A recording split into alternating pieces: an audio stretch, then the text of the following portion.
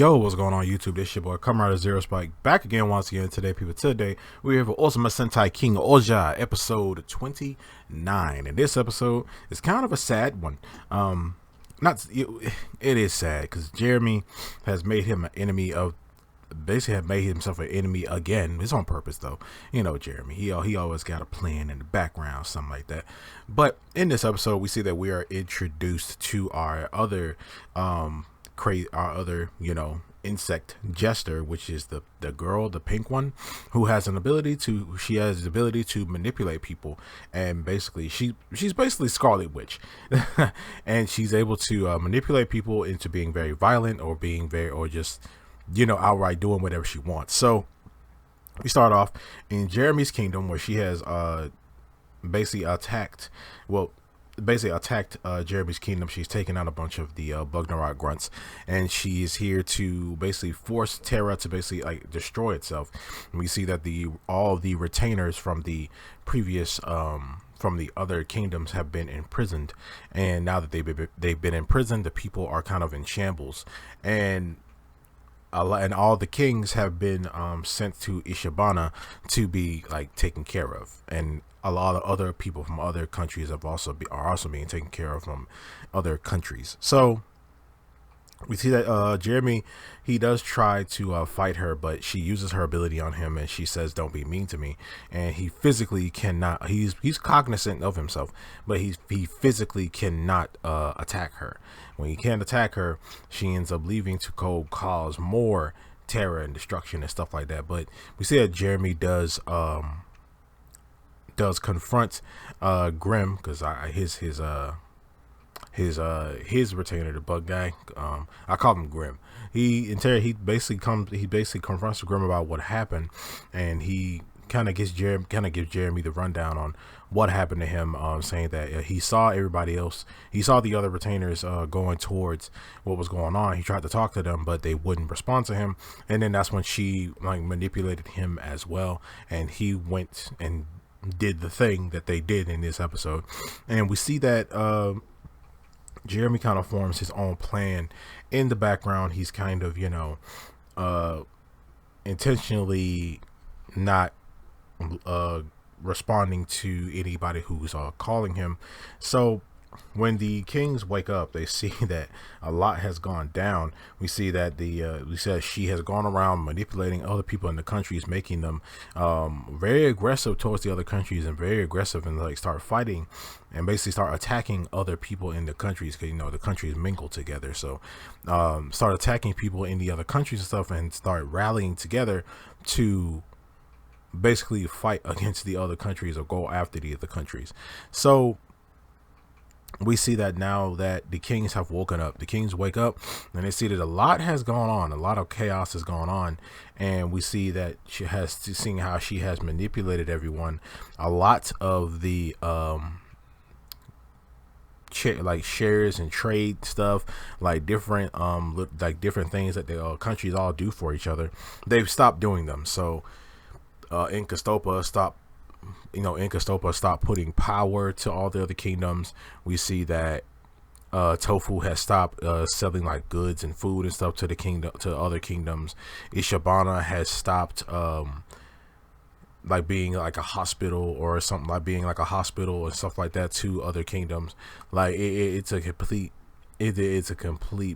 mess. It's a complete mess, and the kings have decided to, since all the retainers are imprisoned, they have decided to basically put all the blame on themselves, and have come together to tell the other kingdoms that they were the ones that tried to monopolize and tried to basically put everything under dictatorship and monopolize and get make a lot of riches from the people's like struggles and things like that, and the things that they do for the kingdom, basically turning themselves into the enemy.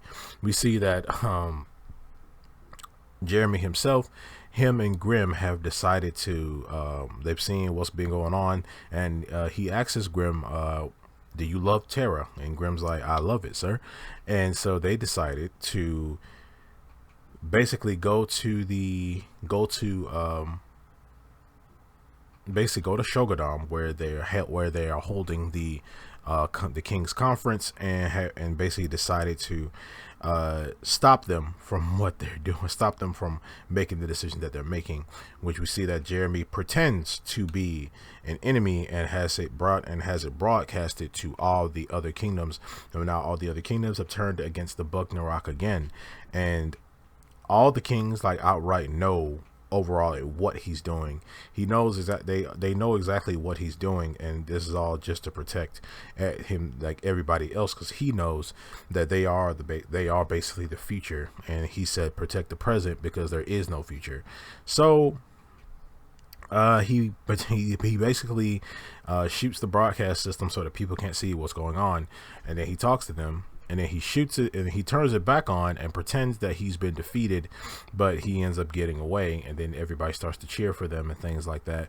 And that's when our main baddie, he does inform them about what she has been doing and what she's done, and now she's come to Shogunam, and we see that everybody basically starts to clap for Jeremy because he basically gave like a splendid performance, and they end up fighting her.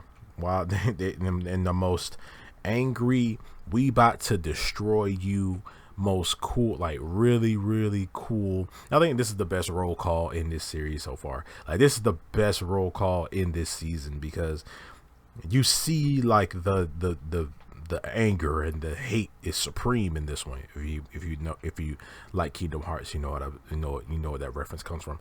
But we see that this roll call was absolutely freaking dope when they all hinching up and just basically start fighting her, and for a while she's beating them. Like, we see that these I guess, like, are they Bugnarok? Like, are they like the galactic like jesters? We know that Kamagen's a Bugnarok, but like, it's like Duga and all the others, like, they're Bugnarok, right? Because like she had a massive like regeneration ability, and her blood was black. So, but yeah, so they ended up while they're fighting her, they ended up beating her. They did a pretty good job. Like, she was winning at first, but they overwhelmed her, and they ended up beating her. But she ends up teleporting her way back to Duga, and Duga basically says that I hope he's pissed off at her, and he basically tells her that it better be more fun next time. But after that, we see that now that the world has essentially turned on Jeremy again, Jeremy ends up leaving, and we see him and Grim walking down like this meadow, this very beautiful meadow full of flowers. But it feels like a send-off to Jeremy, saying that he's gonna be gone for a while. He's probably gonna be out of the public eye for a while. But we do see that he does appear in the next episode. Like, he comes back, so it's not like, but he's probably gonna be like, he's probably gonna be back to being hated again, and like how he was, like how he sort of was 2 years ago.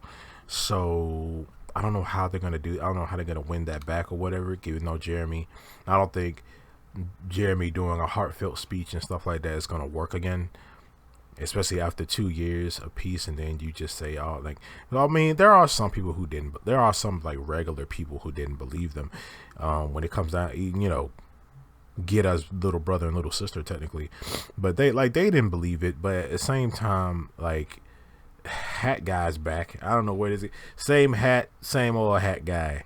But yeah, man, like, I really did like this episode. It was super badass. It showed it showed a lot of like new stuff. Well, not really necessarily new stuff, but like a new they're gonna have like a new perspective on like the world now, especially when it comes down to Jeremy. And I really hate it for my boy, because Jeremy is my favorite character in this series. Next to Gira, he's my favorite character. I always like Sixth Rangers anyway. Like, Sixth Rangers always my favorite characters. But yeah, I don't know how this is gonna affect like their, I mean, it's already done. I mean, like, they've messed up the whole relationship between Bugnarok and the rest of the other kingdoms. I mean, the people, they don't know what's really going on. But we see that the rest of the kings, like, they're good, like, they're still solid with Jeremy. But this has kind of messed up his like rep. It's kind of like it kind of messed up everything that he kind of strived for. Like, we see that, because we know that Jeremy's that type of dude to where, like, he's willing to take the blame to save his kingdom, to save Terra, to save people. Like, he's willing to take all the blame. He's willing to make himself an enemy of the world just so the world doesn't get destroyed. So, like, the world doesn't fall apart from the inside. And that's essentially what was the plan. That was essentially what her plan was. Her plan was to, you know, make the world fall apart from the inside. We see that, like, people, she's going around manipulating people and things like that by saying certain words. We see that, like, regular people are fighting each other and stuff, and she's going around and doing that. And I'm like, how was nobody seeing her? Like, how was no one, like, this is a room full of, like, at least 50 people. It was Ishibana. It was at least 50 people, and she walked up to the maid and said, attack your enemies. She also did the same thing in Castopa with, you know, like, there's so many people around, and no one is seeing her. I mean, I guess maybe the jesters are, like, somewhat omnipotent beings to where, like, they can do stuff that would, like, normal people can't perceive them, I guess, which that's what I'm getting from it. But at the same time, I was like, how is no one seeing this woman? But yeah, anyway, hey, you guys let me know down in the comment section below what you guys think of this episode of Ohsama Sentai King-Ohger. Make sure to like, share, subscribe, hit that notification bell. As remember, as I always say, stay henshined.